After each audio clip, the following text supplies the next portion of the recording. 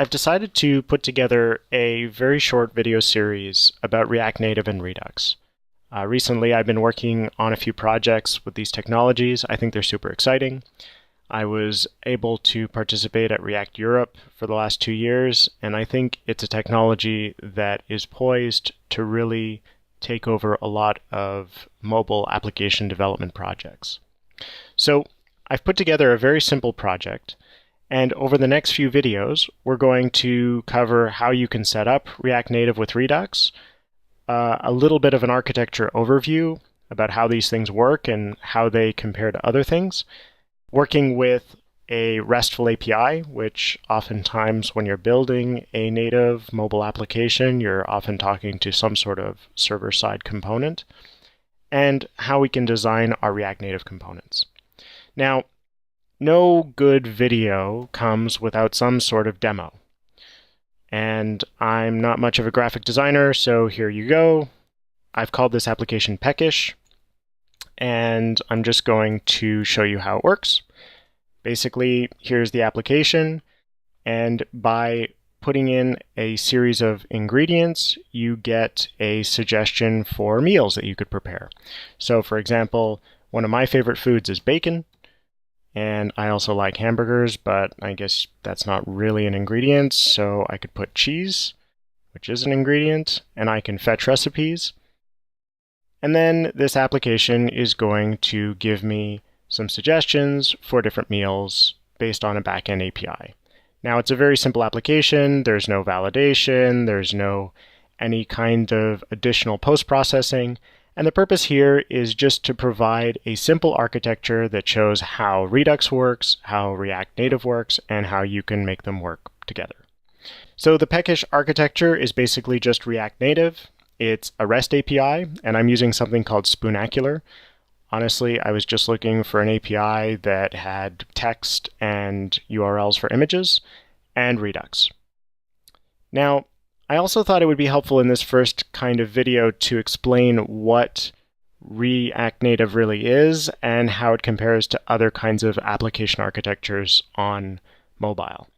So typically, a native app architecture is kind of like this. You'll have your application, and your application will have third-party libraries. For example, you might be using SQLite or some kind of OpenGL library that makes drawing stuff to the screen really easy. Maybe you're using Reactive Cocoa.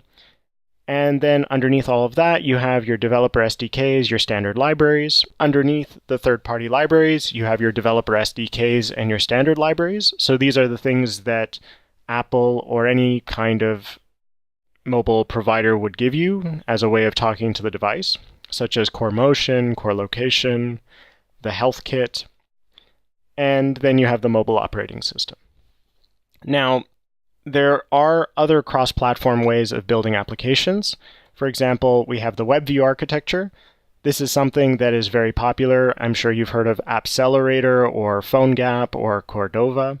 Typically, they're a little bit more complex, but they're all predicated on the ability to talk to a quote-unquote web view. Now, the web view is basically a browser on the phone. And so the way this works is that the mobile development framework will provide you with a JavaScript, HTML, CSS runtime, and they will have some framework-compatible libraries that allow you to do things like, for example, get GPS coordinates from the device, or talk to the camera, or whatever. And so you're kind of living in their bubble. You have to use their libraries, and you're pretty much working inside of a web view. So all of your rendering, all of your state management, everything has to happen inside JavaScript, and it has to happen within their ecosystem. Another approach, which is the React Native approach, is to actually talk to the JavaScript runtime on the mobile device. And so the clever people that have been developing React Native figured out that you can actually call native SDKs, you can call the native platform libraries via JavaScript. So React Native is really just a bridge between the JavaScript world and the native world of the platform that you're talking to. And so React and React Native actually have nothing to do with each other, because React is just a JavaScript library, And React Native is a translation layer for JavaScript libraries. So any JavaScript library can run on top of React Native. The other benefit of this approach is that any third-party libraries that you might want to use can still be used inside of your application.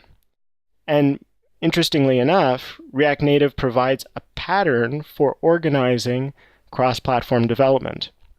So a folder structure, a way of packaging up your NPM code, and a way of managing those dependencies. So your application is not cross-platform first necessarily, but there is an ecosystem that encourages you to build cross-platform applications. And the other huge benefit here is that you're able to write JavaScript, but you're also able to dip down into the native SDKs where necessary. So in the next video, I'm going to actually jump into some code, and we're going to start setting up our React Native application with Redux.